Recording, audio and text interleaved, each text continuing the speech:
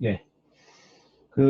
지금 여러분들 우리가 줌 사용하는 방법, 이런 부분도 처음 여러분들과 함께 하고 있기 때문에 이번 시간과 다음 주까지는 우리가 어, 조금 이렇게 사용하는 방법에 익숙해지는 그런 쪽으로 계속 하도록 하겠습니다. 그래서 이번에 방금 전에 제가 했던 작성했던 이 내용들이 여러분들과 함께 했던 공유의 헤드 쪽으로 한번 같이 보도록 하겠습니다. 네. 어디까지 했냐면요. 네.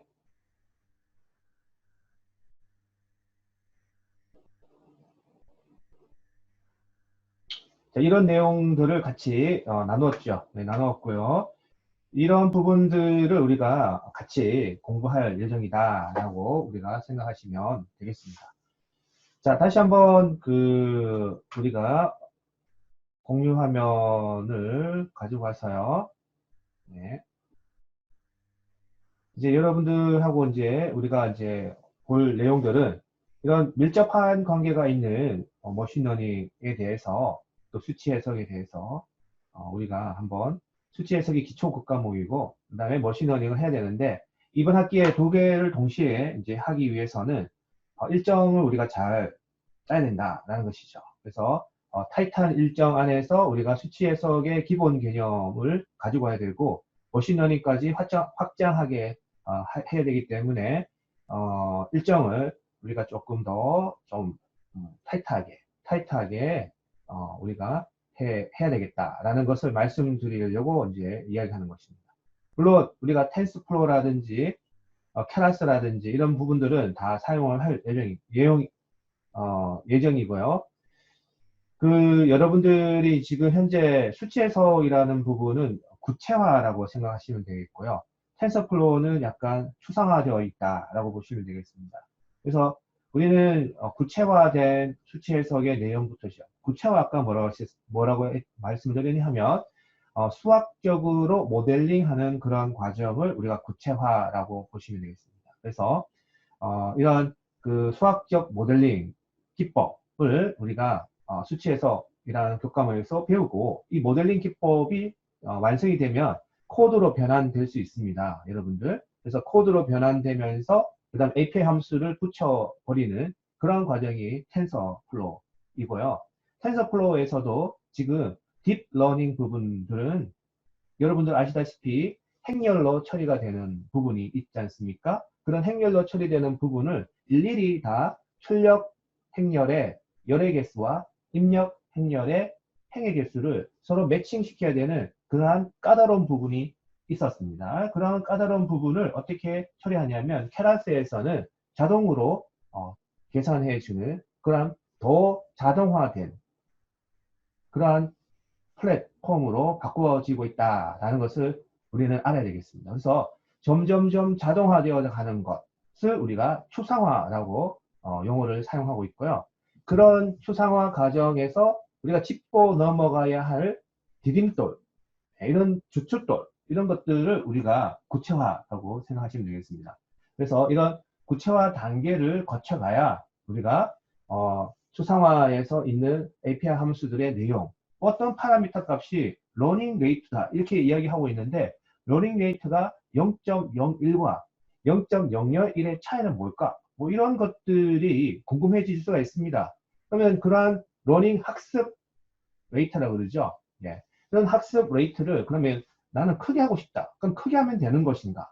뭐 이런 내용들을 우리가 공부를 해야 될 텐데 그런 내용들을 우리가 오차 함수라는 그러한 기법들을 사용해야 되는데 이 오차 함수의 또 다른 명칭이 손실함수, 손실함수 이런 기회 비용을 잃는 그러한 손실함수가 되고 이 손실함수가 경사하강법에 의해서 이렇게 구현되고 있다라는 것을 여러분들이 함께 해야 되는 거죠. 그게 바로 구체화라는 것이죠.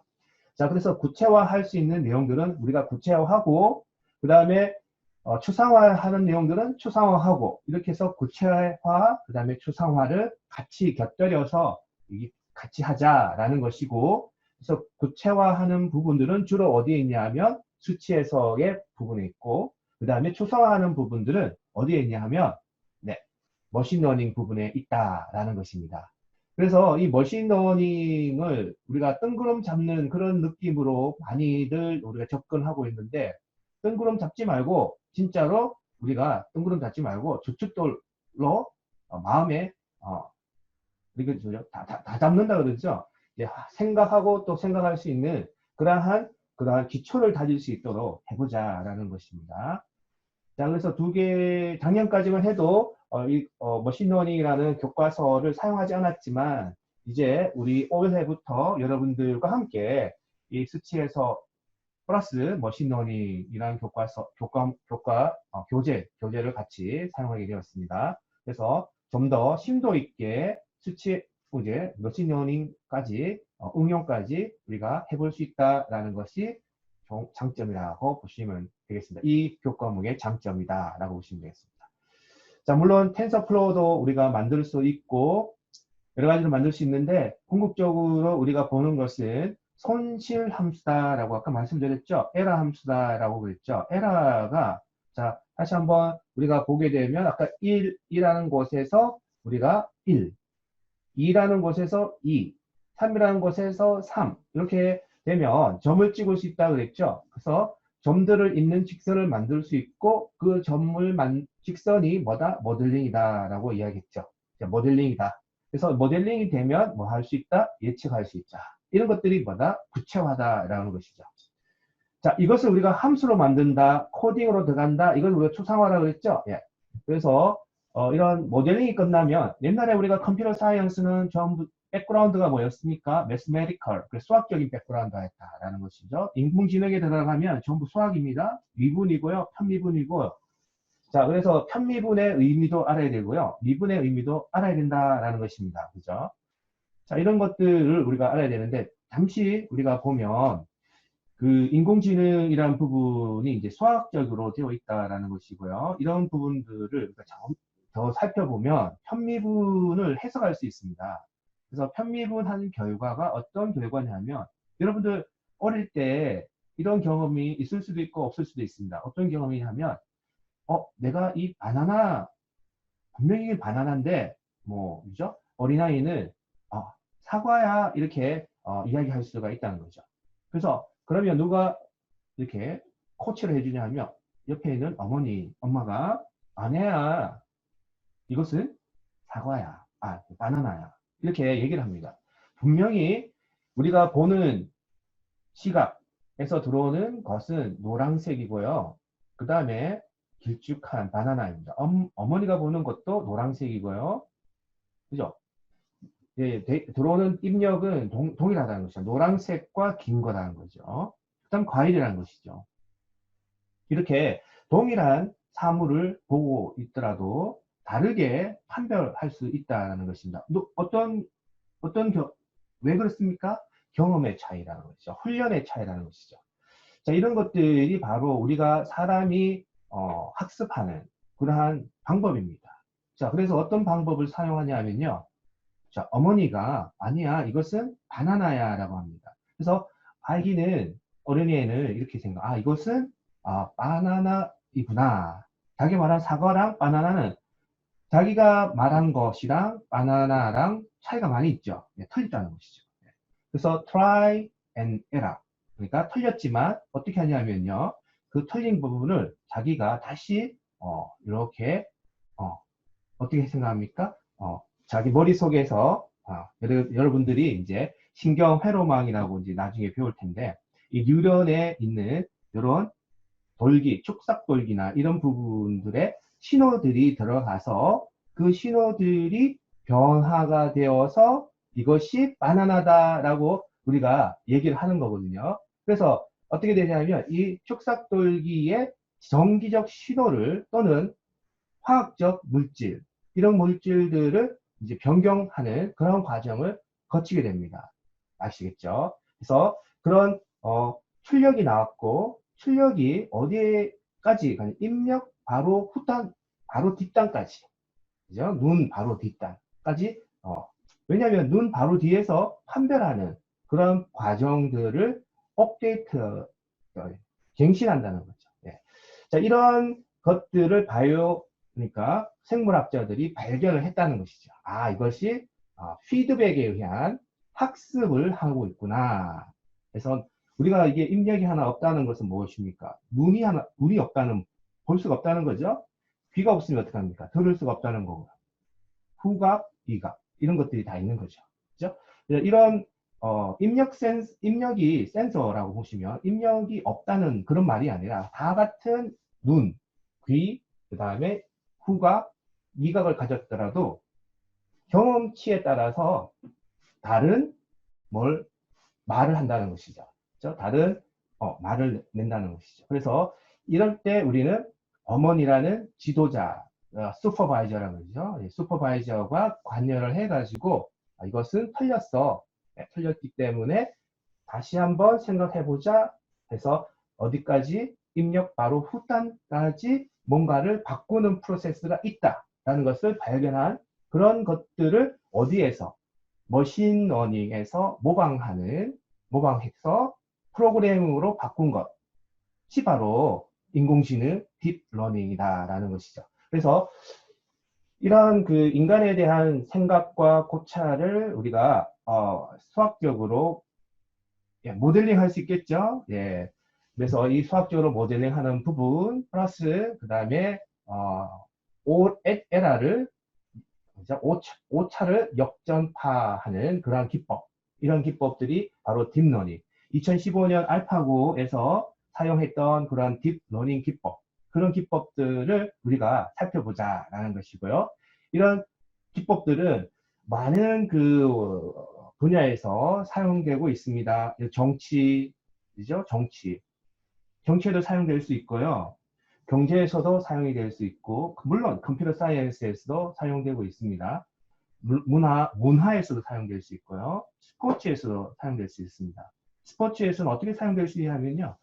여러 개의 메이저리그에서 홈팀이 이길 확률이 높다. 이런 것들이 데이터로 들어오게 되면 이제 예측을 할 수 있는 거죠. 예.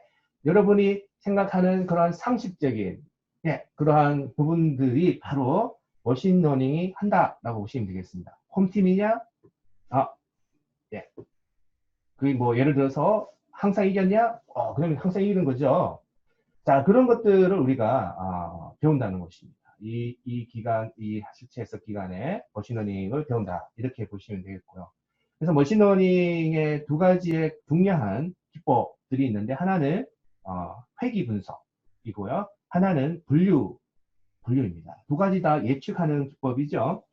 그래서 예측을 할 때 우리가 예를 들어서 뭐라고 할 수 있냐면 한 곤충의 무리를 보면 한 100마리 정도가 있을 텐데 이 곤충을 보면 암컷 아니면 수컷으로 나눠지죠. 이 곤충이 어디에 살던 어떤 뭐 음식을 먹던 얘는 암컷 아니면 수컷 두 가지로 예측이 된다는 것이죠. 이것을 바로 분류 클래시피케이션이라고 합니다. 자, 그러면 어떻게 보냐면 0.8g 미만이면 100% 암컷이에요. 이 곤충을 학습해 본 결과. 그 다음에 1.2g 이상이면 항상 수컷입니다. 그런데 문제는 뭐냐면요. 0.8g에서 1.2g 사이에 있는 곤충에 대해서 이게 암컷이냐 수컷이냐 물어보는 거죠. 물어보면 이게 암컷일 수도 있고 수컷일 수도 있다는 거죠. 여기에서 뭐가 들어가냐면요. 확률이 들어갑니다. 그래서 살펴본 결과 0.8에서 1.2g 사이에 있는 이 곤충 무리를 뽑아보면 75%는 암컷이다. 이렇게 예측할 수 있다는 것이죠. 그래서 우리가 예측할 때 확률을 사용할 수 있는 그러한 예측 기법이 바로 분류입니다. 그래서 하나 더 들어갔죠? 수학적 모델링 플러스 확률까지 들어가는 것이 바로 분류. 자, 그래서 이 분류라는 것은 많이 사용되고 있습니다. 그래서 수치 해석 이라는 곳에서 이 분류 알고리즘을 계속 만들어내고 있고요. 그 중에 하나가 서포트 벡터 머신이고요. 이 서포트 벡터 머신은 그죠? 이런 마진을 이용해서 만들어내는 여러 가지 분류 기법들이 상당히 많이 되어 있고 재미있는 부분이 많이 있다라는 것을 여러분들이 이제 알아주셨으면 고맙겠고, 그러면 데이터가 출력 값이 두 가지로 분류되는 그럴 때에는 예, 분류 기법을 사용할 수 있지만, 예를 들어서 이번 같이 5번 나오고 어떨 때는 6번도 나올 수 있고 어떤 7번도 나올 수 있고, 그렇게 플러스 무한대에서 마이너스 무한대까지 결과값이 나올 수 있다. 예측할 때도 있죠. 이럴 때는 우리가 회귀 분석을 한다는 것이죠. 자, 그래서 여러분이 먼저 접근하는 것은 회귀 분석을 먼저 할 것이다. 그래서 회귀 분석을 하게 될 것이고, 그 다음에 분류 예측을 할 것이다. 라는 것이죠. 자, 이런 것에 보면 여기에 나온 그래프가 바로 회귀 분석에서 나오는 그러한 오차에 대한 개념을 여러분들에게 소개하는 그러한 그래프가 여기에 나와 있다라고 보시면 되겠고요. 여기에서 사용하는 것이 바로 기울기 값이고, 그 기울기 값이 0이 될 때가 뭐냐. 아까도 말씀드렸다시피 기울기라는 것은 x의 변화량분의 y의 변화량이라고 말씀을 드렸죠. 예, 그런 것들에 대한 확실한 개념을 우리가 구체화 단계에서 우리가 해야 된다라는 것이고요. 그래서 흔들리지 않은 이런 기위법들을 통해서 확장을 시켜 나가면 좋겠다라는 것이 바로 이 머신러닝의 이 교과목의 철학이라고 보시면 되겠습니다. 여러분들이 질문 같은 것, 질문이 있으면 언제든지 메시지를 통해서 질문을 올려주면 제가 그것을 읽고 답변할 수 있습니다. 자, 텐서플로우에서 케라스, 교재에서는 케라스를 다루고 있고요. 우리는 텐서플로우도 다룰 예정입니다. 그래서 이런 형태로 되어 있고, 여러분들은 지금 2분반이고요. 화요일, 지금 오늘 화요일입니다. 3시부터 4시 15분까지 수업 시간이 있고, 네. 그래서 줌으로서는 두 번의 강의를 통해서 40분 수업, 그 다음 10분 휴식, 그 다음에 나머지 시간들은 40분 수업 중에서 조금 시간이 남지만 그래도 두 번의 줌을 통해서 우리가 강의를 진행할 것이다. 4주간 그렇게 진행할 것이다. 그렇게 여러분이 보시면 되겠습니다. 그래서 이 주교재는 파이썬으로 배우는 머신러닝의 교과서이고요. 이북으로도 판매가 됩니다. 그래서 저는 두 가지 교재, 이북으로도 사용할 것이고, 이북으로 사용할 것이고, 그 다음에 여기에 책으로도 이렇게 하겠습니다. 자, 네.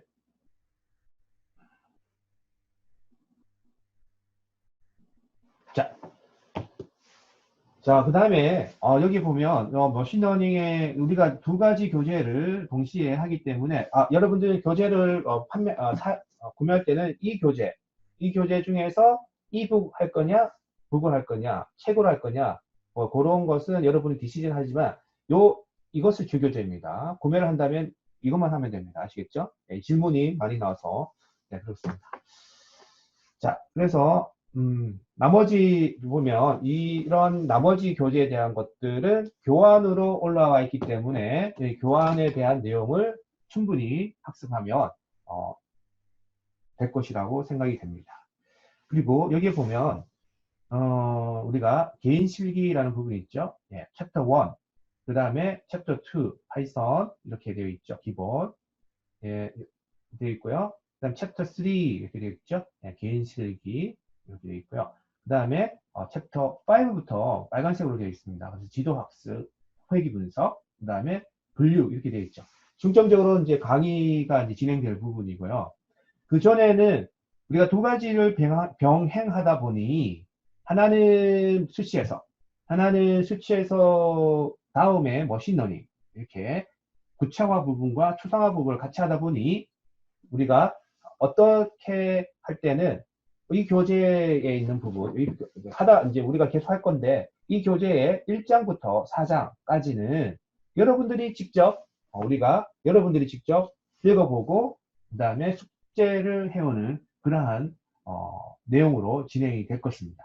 강의는 1장에서 4장 중에서 중요한 부분만 픽업해서 여러분들에게 이야기할 것이고 그 시간에는 주로 주로 아까 말씀드렸다시피 오픈법에 대해서 이야기를 하겠습니다. 그래서 오픈법이라는 것은 모델링이라는 것이죠.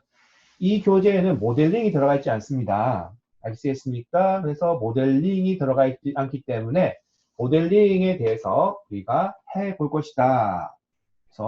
그래서 모델링과 그 다음에 머신러닝을 병행하기 위한 우리의 전략이라고 보시면 되겠습니다.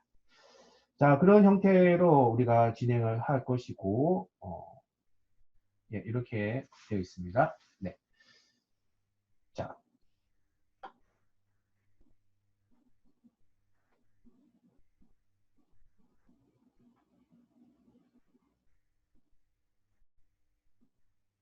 김채원 학생은 고양이를 좋아하는 모양이죠?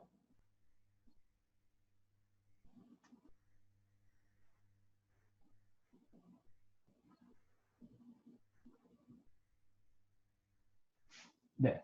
자, 여기서 정확하게 이야기를 해드려 보면 1주차 1차시 오늘부터 이제 내일 모레 여러분들 화목으로 보이는죠. 화목으로 보이는 이 시간대는 2차 시에는 파이썬 기본, 그 다음에 2주차에는 데이터 시각화, 그 다음에 2주차 2차 시에는 머신러닝에 필요한 수학. 자, 이게 머신러닝에 필요한 수학입니다. 뭐 모든 분야에 필요한 수학을 배우는 것이 아니고요. 머신러닝에만 필요한 수학을 배우는 것이죠. 그래서 좀 선택과 집중을 했다 이렇게 보시면 되겠습니다. 그래서 편미분을 여러분들이 우리가 알아야 되겠다. 미분이라는 것이죠. 미분. 네. 자, 그래서 이러한 수학적 모델링을 우리가 기반으로 해야 우리가 머신러닝을 차근차근하게 알 수가 있기 때문에 이런 것들을 우리가 3주, 4주까지 우리가 하겠다라는 것이죠. 경사하강법이라는 것이 어떻게 만들어질 것인가. 네, 그렇게 해서 만들어지고요. 5주차부터 우리가 여러분들이 원하는 머신러닝 기법으로서 나갈 것이다 라는 것이죠. 그래서 이러한 형태로 진행이 될 것입니다. 네, 이렇게 되고요. 작년까지 했던 모든 그 내용들은 KOCW에 있습니다. 그래서 모델링 기법에 기반한 회귀 분석, 수치 적분에 대한 내용들은 여기 이 사이트에 제가 강의를 해 놓았기 때문에 혹시 필요한 학생들은 이 사이트에서 우리가 볼 수 있습니다. 내용을 볼 수 있습니다.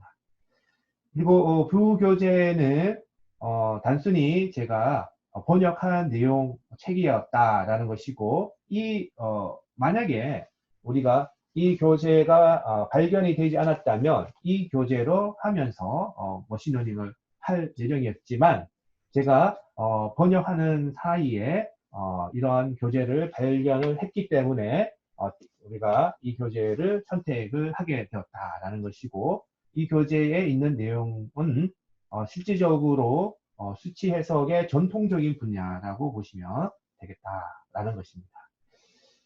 자, 그러면 이것은 무엇이냐라고 물어보시면 얘는 수치 해석의 응용이라 보시면 되겠습니다. 이 부분도 마찬가지입니다. 파이썬에 처음 접하는 학생들에 대해서 이 교재를 사용하는 것을 추천합니다. 이런 것들을 여러분들에게 이제 이야기해 드리는 거고요. 여러분들의 성적평가 중요한 부분이죠. 그래서 중간고사 30%, 기말고사 30%, 프로젝트 10% 네, 되어 있습니다. 그래서 머신러닝 관련 프로젝트를 진행할 예정이고 그 다음에 숙제를 지나면서 제가 정확하게 얘기해 드릴 거고요. 내용을 숙제가 있습니다. 그 다음에 출석이 있고요. 참여도가 있습니다. 잠시만 보겠습니다. 네.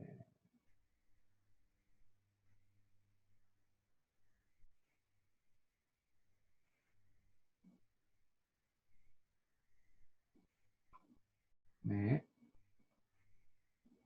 네네. 메시지가 와서 잠시 봤고요. 그 다음에 중요한 것은 여러분들이 세 개 분반인데 전체 합반 평가를 할 예정입니다. 제가 이제 이거 합반 평가를 하는 이유는 뭐냐? 보니까 이제 예를 들어서 지금 확실치는 않지만 B까지 나오는 경계선이 지금 80%라고 보입니다. 그래서 많은 학생들이 부담을 많이 옛날엔 70%였죠. 그래서 보면 경계선에 있는 학생들이 좀 있었습니다. 그래서 예를 들어서 B에 B+, 그다음에 뭐 이런 경계선이 있는 학생들이 있는데 어, 인원수가 적게 되면 이게 뭐 어떻게 해볼 수가 없는 그런 상황들이 발생이 되었습니다. 그렇지만 합반을 하게 되면 모수라고 그러죠. 인원수가 많기 때문에 어떤 면에서는 여러분들이 경계선에 있는 학생들이 조금 더 좀 유리할 수 있다라는 그런 의미에서 합반 평가를 실시할 예정입니다. 자, 이렇게 해서 우리가 1주차 강의에 대한 1차 시 강의에 대한 내용을 마치고요. 2차 시에 대한 내용을 잠시 보도록 하겠습니다. 여기 보면 그 똑같이 나타나고 있고요. 네, 여기서 기존에 있던 수치 미분, 그 다음에 수치 적분이라는 부분, 전통적인 부분들을 우리가 지금은 머신러닝으로 대체했다라고 보시면 되겠습니다.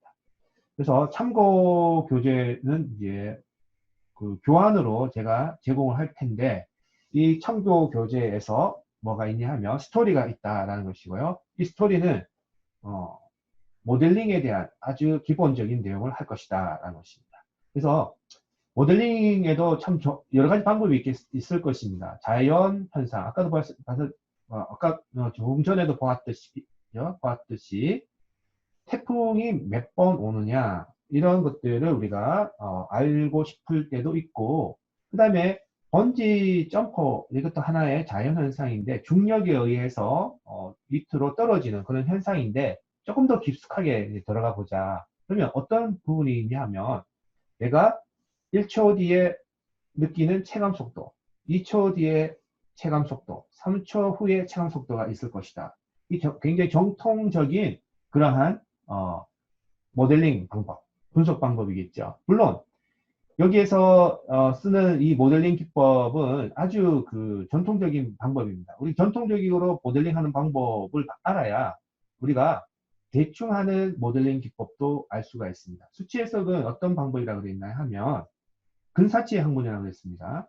그래서 모델링하는 기법 두 가지가 있는데 전통적으로 하는 방법, 그러니까 빡빡하게 한다는 거죠. 미분을 쓰고 미분 방정식 쓰는 그런 아주 타이트하게 모델링 그럼에도 불구하고 그게 이제 값이 틀릴 수가 있다는 거죠. 실제치랑. 그죠? 예, 틀린다는 거죠. 왜냐하면 상황은 바뀌니까. 예, 이 사람은 떨어질 때에 보면, 그죠?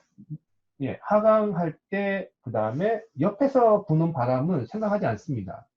만약에 우리가 모델링 할 때 옆에서 부는 바람까지 생각했다면, 조금 더 정확하게 되겠죠.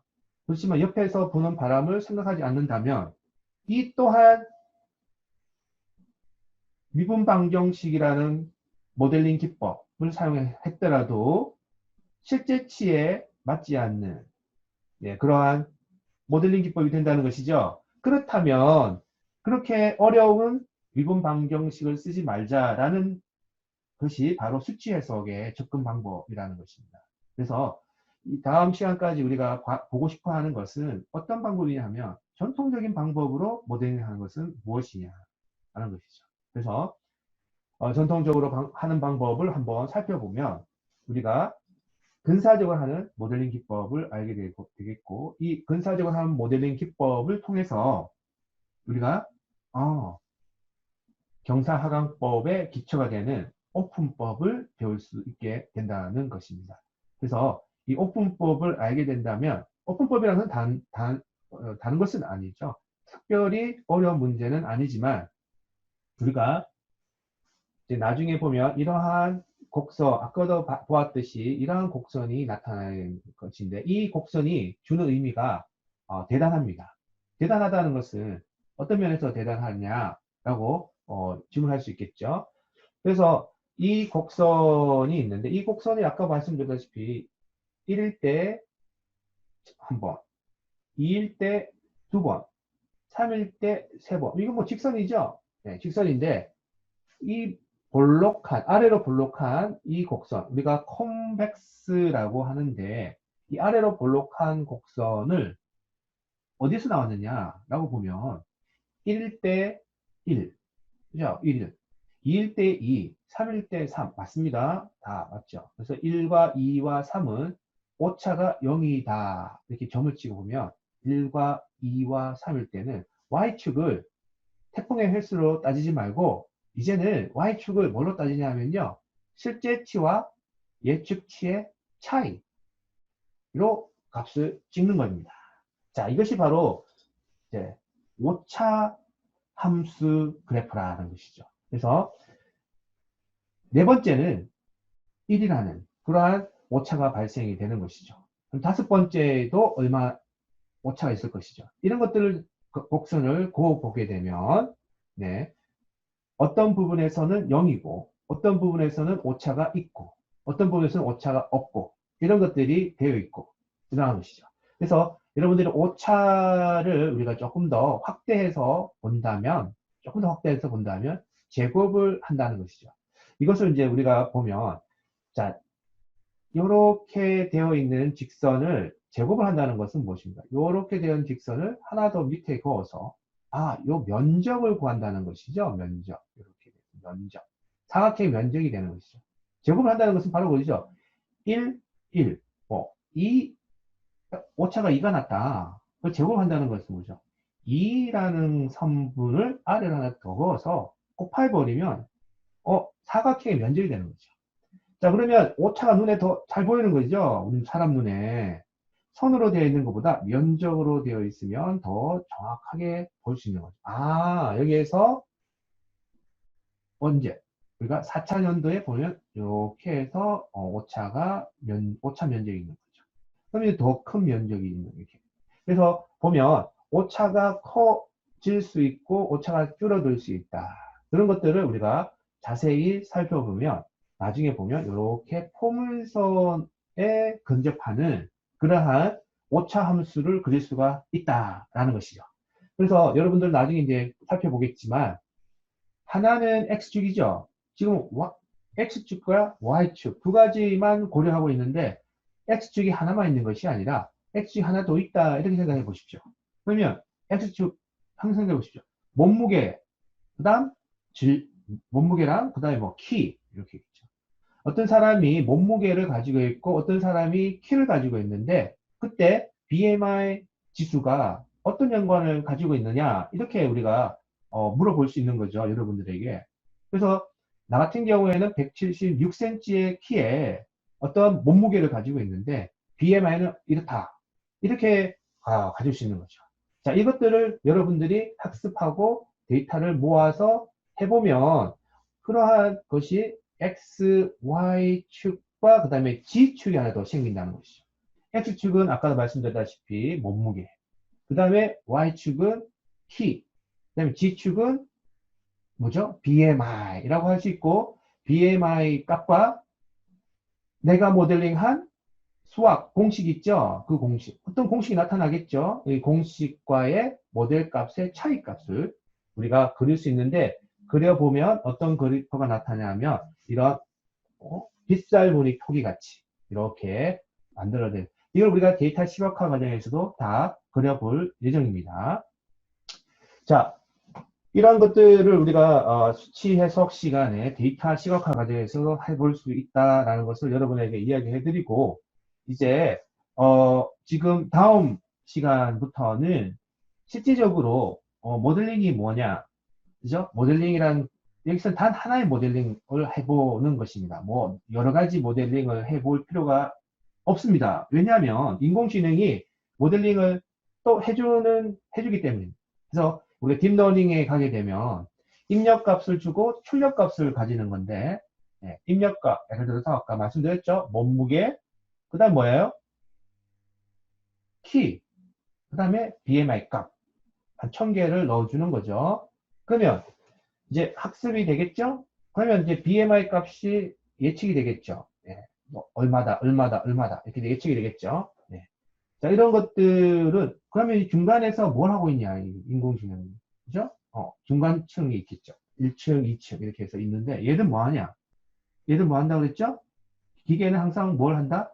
뭐 수학 공식을 만들어낸다. 우리가 듣지도 못한 그러한 수학 공식을 내부에서 만들어내는 겁니다. 그것이 바로 인공지능이 하는 핵심 역할입니다. 자, 그래서 우리가 이 안에 있는 수학 공식을 알고 싶을 때 어떻게 해야 되냐? 그거 아직 모릅니다, 우리. 예. 그래서 인공지능만 알고 있겠죠. 네. 그래서 그렇지만 인공지능은 사람이 아니지 않습니까? 사람이 아니기 때문에 말로 표현할 수도 없는 거고. 그래서 자기가 알고 있는 수학 공식 뭘 만드는지 표현해 보라. 그렇게 해볼 수도 있겠죠. 자, 그래서 여러분도 아까 생각해 보십시오. 몸무게가 있고요. 그다음 키가 있고 BMI 값이 있는데 그것을 매칭시키는 수학 공식이 뭘까요? y equal ax입니까? y equal ax 플러스 bx입니까? 아니면 y equal exponential x입니까? 아니면 y equal log x입니까? 아니면 y equal tangent hyperbolic입니까? 라고 물어보면 모르죠. 해봐야 되는 거죠. 그죠? 네. 점들이 있잖아요. 키가 있고요. 몸무게가 있고요. BMI가 있으면 점들을 데이터를 찍어보면 되잖아요. 진짜 찍어보면 되죠. 그럼 어떤 분포가 있을 거잖아요. 그 분포, 아까도 세 개의 점만 있으면 직선을 그었잖아요. 이 여러 개의 점들이 있는데 이 점들을 있는 직선을 한번 그려보십시오. 그러면 그것이 바로 수학 공식입니다. 아까도 말씀드렸죠. 직선을 그었죠. 세 개의 점을 지었죠. 두 개의 점만 있어도 직선을 그을 수 있었죠. 그래서 간단하게 y x라는 뭐가 나왔어요? 직선의 방정식이 나왔다는 거죠. 그러면 똑같습니다. 키, 몸무게, BMI가 있을 때 그 데이터를 가지고 찍어 넣었던 것을 가장 적절하게 맞는 수학 공식을 여러분들이 만들어 낼 수 있을까? 퀘스천 마크예요. 힘들다는 겁니다. 그것을 누가 하냐? 인공지능의 딥러닝이라는 애가 한다는 것이죠. 그렇지만 그 내용을 우리가 모른다는 거죠. 그것이 바로 답답할 수도 있다는 거죠. 네, 어떤 공식이 써져 있느냐. 인공지능이 하는 일은 예측입니다. 예측이 잘 되면 되는 거죠. 그래서 우리는 그 구체적인 내용을 몰라도 된다. 네, 답변이 정확하게 나오기 때문에. 컨피던스 맵이 정확하기 때문에. 자, 그래서 우리는 이렇게 신기한 인공지능 세계에 여러분들이 오신 것을 환영하게 됩니다. 그렇지만 실질적으로 모델링이라는 것을 어떻게 하느냐라는 것을 여러분에게 보여주고 있는 것이 바로 가장 간단한 질량과 가속도를 이용한 힘의 방정식을 이용해서 여러분들이 다음 시간부터 이 내용에 대해서 velocity, 속도를 한번 구해보는 그러한 내용을 진행하도록 하겠습니다. 자, 그래서 여러분들 이번 시간에 처음으로 이렇게 줌으로 인사를 하게 되었고요. 다음 목요일에는 이 내용을 가지고서 첫 번째 모델링을 한번 힘차게 해보도록 하겠습니다. 네, 여러분들 지금 시간 다 되었고요. 이제 다음 시간에 뵙겠습니다. 시간 좀 남아있지